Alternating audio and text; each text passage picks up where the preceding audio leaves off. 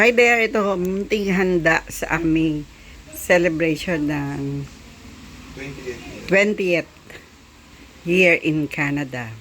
So, talagang Pilipino pa rin. May turon, may cake, may palabok, may pansit gisado, merong chicken.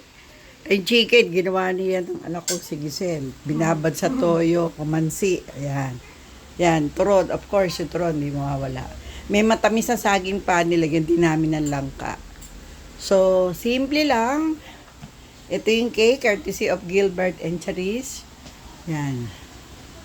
Pansit gisado. Binigyan ko nga yung aming kapitbahay na Canadian. Nasarapan.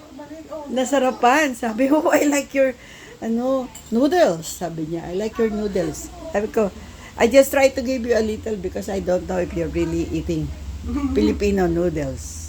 Sabi niya, so good. Kita mo, nakaano pa ako. Meron pa akong yan daw matabang, sabi ng anak ko. Oo, pero ako wala akong problema. Mas gusto ko yun. Mas gusto mo matabang. Lasa ba palabok? Lasa ng palabok. Parang hindi ko nilagyan ng hipon.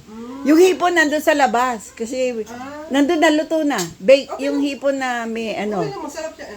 May hipon. Ha? Ganun ako, automatic ako. Masyado. Tatapo ko na. Kasi yung takip nito ng ano. Ito. Kain na muna kayo bago na. Kain na kayo. Ako, chicken. Tingnan mo yung chicken.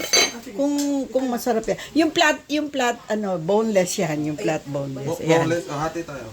Ayan. I don't know, ginawa ni Giselle yan eh.